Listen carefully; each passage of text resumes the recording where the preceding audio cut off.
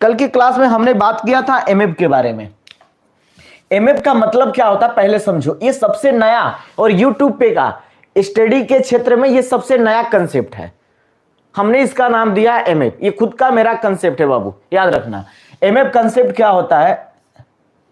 MF MF को दो पार्टों में देखो। एमएफ का मतलब होता है मल्टीप्लाइंग फैक्टर।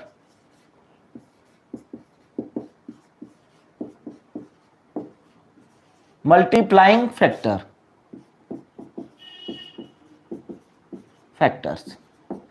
ये बात से याद रखना। एमएफ का मतलब होता है मल्टीप्लाइंग फैक्टर। एमएफ को दो पार्ट में डिवाइड किया गया है। एमएफ को कितने पार्ट में डिवाइड किया गया है? तो दो पार्ट में।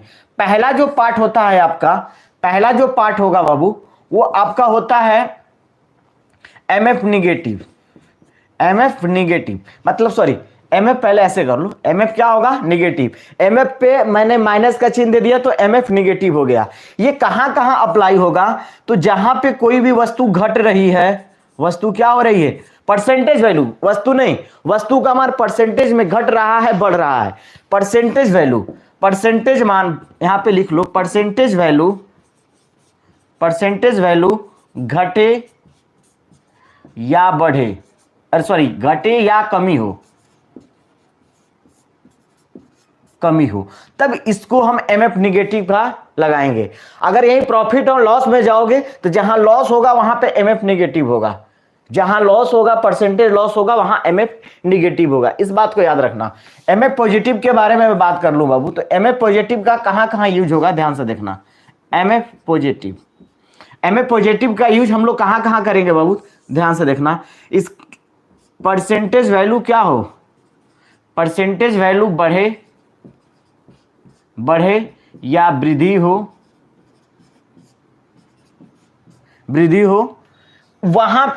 वहां पे हम क्या करते हैं? एमएफ पॉजिटिव लिखते हैं।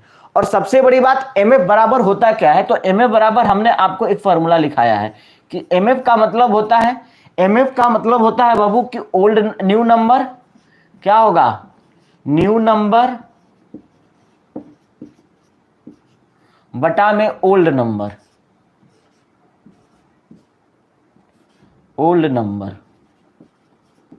ये बातें आपको याद रखना है। एमएफ बराबर, ये आपको फॉर्मूला याद रखना है, ठीक है? एमएफ बराबर। और देखो एमएफ निगेटिव में क्या होता है, मान लीजिए इसका आप स्क्रीनशॉट ले लीजिए। पहले इतना का स्क्रीनशॉट लीजिए, तो लीजिए, कर दिया। ये ए है, चाहे ए नहीं, इसको हमने आर माना, ठीक है? आर माना। आर बराबर गुणा के रूप में दिया है ए गुणे बी गुणे सी और गुणे डी और गुणे कितना दिया है? तो एफ। ये डॉट डॉट चाहे तो आगे तक भी जा सकता है, इनफाइनाइट तक जाए, कोई फर्क नहीं पड़ने वाला है। ये कहां तक जाए? इनफाइनाइट तक मान जाए। जब भी किसी के बराबर में, किसी एक नंबर के बराबर में अगर सभी के सभी नंबर क्या है, अगर मल्टीप्लाई में है, वहां पे एमएफ कंसेप्ट अप्लाई होगा। एमएफ कंसेप्ट अप्लाई होगा तो उसको क्या लिखेंगे हम? एमएफ आर था तो आर को हमने नीचे लिख दिया। एमएफ आर बराबर एमएफ ए मल्टीप्लाई, यहां पे क्या होगा? तो एमएफ बी मल्टीप्लाई एमएफ क्या लिखेंगे हम? सी मल्टीप्लाई एमएफ क्या होगा बाबू? तो डी मल्टीप्लाई एमएफ क्या होगा? एफ, ठीक। और मल्टीप्लाई का चिन्ह देकर आप चाहो तो इसे डॉट डॉट आगे तक बढ़ा दो। ये आपका फॉर्मूला बन गया। आप याद रखना, जहां दो गुणनफल के रूप में नंबर आए, ठीक है, दो नंबरों का प्रोडक्ट अगर दिया गया, या दो से अधिक नंबरों का अगर प्रोडक्ट दिया गया है, वहां पे हम क्या करेंगे? एमएफ रूल अप्लाई कर देंगे, ठीक है? तो अब बात आती है कि एमएफ के दो पार्ट होंगे, एक नेगेटिव पार्ट होगा, एक पॉजिटिव पार्ट होगा। अगर मान लो कोई परसेंटेज वैल्यू दिया गया है, जैसे आर है, आर बराबर मान लो अगर A% दिया गया है, क्या दिया गया है? तो A% दिया गया है, समझे ना? आर बराबर क्या दिया गया है? A% दिया गया है। अगर आपसे पूछे कि इसका एमएफ निगेटिव बताओ, आर बराबर A%, इसका फ्रैक्शन वैल्यू, सबसे पहले हम क्या करेंगे बाबू कि अगर जो भी परसेंटेज दिया गया, आर बराबर A% दिया गया, ठीक है? परसेंटेज वैल्यू कितना दिया गया है? तो A दिया गया है, A%।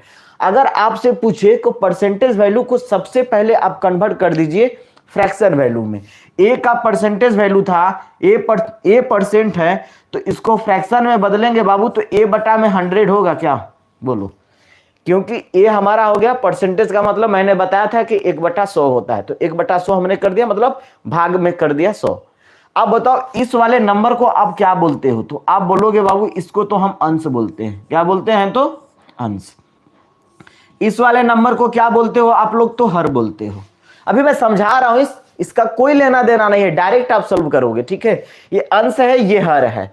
तो आप मुझे बताओ, आपसे पूछें कि एमएफ निगेटिव क्या होगा, एमएफ ये है ना, आर का ही तो हम निकाल रहे हैं ना, आर का, तो एमएफ आर का निगेटिव क्या होगा, एमएफ आर निगेटिव क्या होगा, तो एमएफ आर निगेटिव का मतलब आर यहां पर था, यहां पे जो भी परसेंटेज वैल्यू रहेगा उसकी मैं बात करूंगा। या आप आर हटा दो, आर हटा भी देते तो कोई फर्क नहीं है, हमने सिर्फ निगेटिव वैल्यू लिख रहा हूं, किसका, a/100 का, a/100 का आपको निगेटिव वैल्यू चाहिए, क्योंकि a परसेंट का मुझे निगेटिव वैल्यू निकालना है। तो सोचो क्या करना है बाबू, एमएफ निगेटिव बराबर आप लिखोगे हर, क्या लिखोगे, हर माइनस अंश, हर माइनस क्या होगा, तो आवाज क्लियर आ रहा है ना बाबू, एक बार, चलो ठीक है।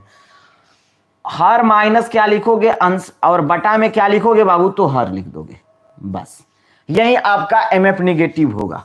बस याद रखना, परसेंटेज वैल्यू को सबसे पहले आप फ्रैक्शन वैल्यू में तोड़ दो, वहां से अंश और हर मिल जाएंगे, तो एमएफ निगेटिव आपका निकल जाएगा। और इसी प्रकार से एमएफ पॉजिटिव क्या होगा, तो एमएफ पॉजिटिव हमारा क्या होगा, तो ध्यान देखना, हर प्लस अंश हो जाएगा। एमएफ पॉजिटिव क्या होगा, तो हर प्लस क्या होगा, अंश, बटा में क्या होगा, तो हर हो जाएगा। बस यही आपका क्या हो जाएगा, एमएफ पॉजिटिव हो जाएगा। बोलो किसी बच्चे को डाउट है। और इस वाले एग्जाम्पल को अगर हम लें, इस वाले एग्जाम्पल को ले, तो यहां पे क्या मिलेगा, ध्यान से देखना, अगर हम कहें तब एमएफ निगेटिव मेरा क्या होगा, 100 में से 1 को घटा दो, 100 माइनस ए बटा में कितना, 100 हो जाएगा एमएफ निगेटिव। तो यहां से एमएफ पॉजिटिव क्या होगा बाबू, तो आप बोलोगे सर कुछ नहीं करना है, 100 आप प्लस 1 कर देना है और बटा में क्या कर देना है, 100 कर देना है, क्योंकि इसी का हमने एमएफ पॉजिटिव निकाल दिया, इसका एमएफ पॉजिटिव निकाल दिया और इसका एमएफ निगेटिव निकाल दिया। आप इसका भी इसका स्क्रीनशॉट ले लो एक बार। मान लीजिए हम आपको दे दिए 10%, क्या कर दिए, 10%। तो 10% का मतलब क्या होता है, मुझे बताओ, 10% का मतलब क्या होगा, तो आप बोलोगे सर 10% का मतलब होता है 1/10। क्या होता है, 1/10। अगर हम आपसे बाबू बोलें कि एमएफ पॉजिटिव बताइए क्या होगा, और आपसे बोले कि एमएफ निगेटिव बताइए क्या होगा, ठीक है, एमएफ पॉजिटिव और एमएफ निगेटिव, तो आप बताओ इसमें अंश हमारा क्या है बाबू, तो ये अंश है, ये हमारा क्या है, अंश है, और ये हमारा क्या है, हर है। बस याद रखना। तो एमएफ पॉजिटिव का मतलब क्या हुआ बाबू, अंश और हर को आपस में जोड़ दो, वो अंश बन जाएगा, नया अंश। तो 10 और 1 क्या लिख देंगे, 10 प्लस 1 और बटा में क्या होगा, 10, मतलब कि 11/10। कोई दिक्कत यहां तक। अब एमएफ निगेटिव की मैं बात करूं इसी नंबर के लिए, तो 10 में से 1 को घटा देना है आपको, तो 10 माइनस 1 बटा में 10 बराबर 9/10 हो जाएगा। बात समझ में आ गई। तो आपको यही तरीका अप्लाई करना है। जैसे मान लीजिए हम आपको 60% दे दिए, फ्रैक्शन वैल्यू हमने 60% दिया, 60% का फ्रैक्शन वैल्यू क्या होगा, अब बताओ। तो आप बोलोगे सर 60% का 3 बटा कितना होता है, तो 5 होता है। ये अपन का क्या हो गया, अंश हो गया, ये क्या हुआ, तो अंश, और ये हमारा क्या हुआ, तो हर।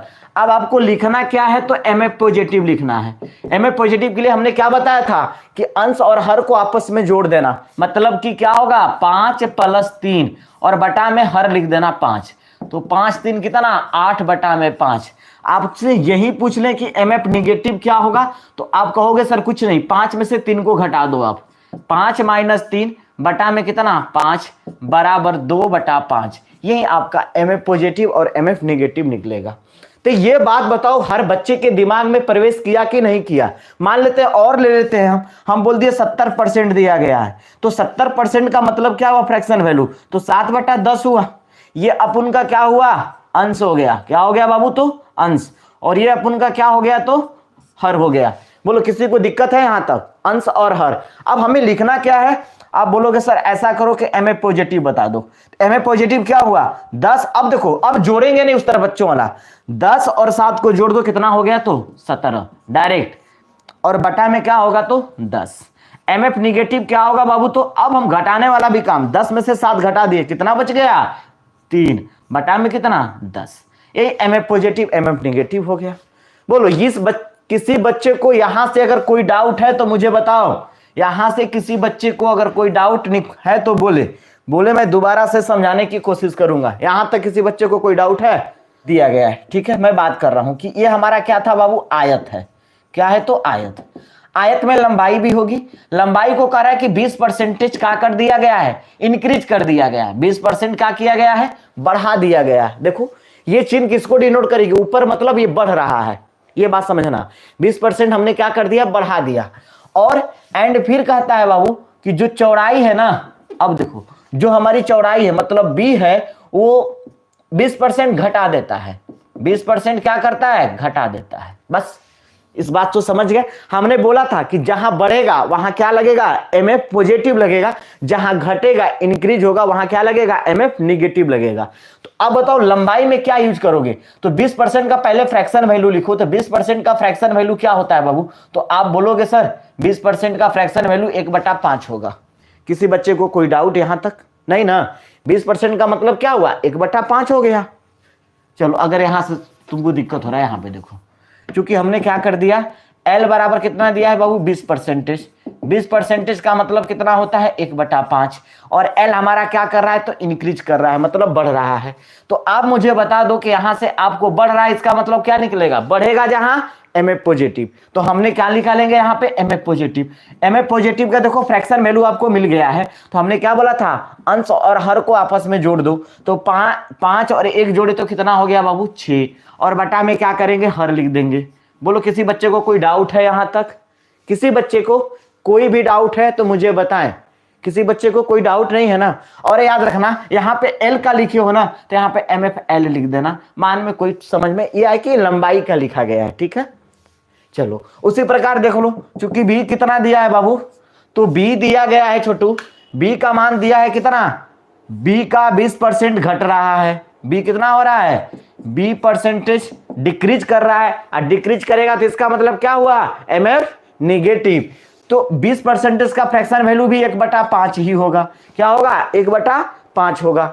जब इसका एम एफ निगेटिव लिखोगे आप, एम एफ निगेटिव और बी था तो यहाँ पे नीचे बी लिख देना, ठीक है।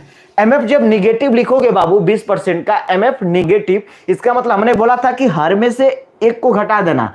जो भी देखो जोड़ने वाला भी काम क्या होगा? तो 5 ऊपर वाला जुट के लिखाएगा, ठीक। मतलब नीचे वाला में ऊपर वाला जुट के ऊपर, और बटा में नीचे वाला ही लिखा जाएगा। इसमें में क्या होगा? नीचे वाले में से ऊपर वाला घट जाएगा, मतलब 5 में से 1 चला गया तो कितना बच गया बाबू? तो 4। और बटा में क्या हो जाएगा? नीचे वाला। यही आपका एम एफ निगेटिव हो गया। अब बताओ, ये तो आयत की लंबाई दिया था, तो आपसे इसमें सवाल में पूछेगा बाबू,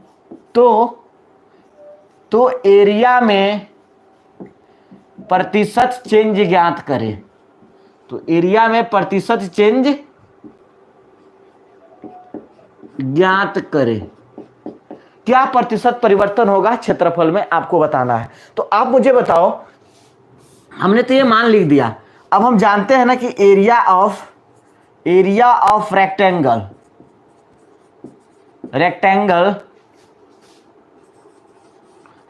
बराबर क्या होता है बाबू? तो L इंटू बी होता है। क्या ये बात से आप सहमत हैं कि आयत का क्षेत्रफल लंबाई गुणे चौड़ाई हो गया? सोचो क्षेत्रफल है तो एरिया को ए से डिनोट तो कर ही सकते हैं ना। तो ए बराबर आपको क्या मिला? ध्यान से देखना। तो यहां से आपको ए बराबर क्या मिलेगा? तो आप बोलोगे सर L इंटू बी मिल गया। हमने क्या बोला था कि किसी एक नंबर के बराबर अगर कोई नंबर, दो या दो से अधिक नंबर अगर मल्टीप्लाई में आ जाते हैं, वहां पे एमएमएफ का कंसेप्ट क्या करेंगे? अप्लाई कर देंगे। तो यहां पे सोचो, जब एमएफ का कंसेप्ट लगाएंगे बाबू, जब एमएफ का कंसेप्ट लगाओगे तो क्या होगा? एमएफ ए क्या होगा? एमएफ ए था तो ए लिख दिए। यहां पे एल है तो क्या लिखेंगे बाबू? तो एमएफ एल इंटू एमएफ क्या होगा यहां पे? तो बी है, तो एमएफ क्या लिख देंगे बाबू यहां पे? MF B.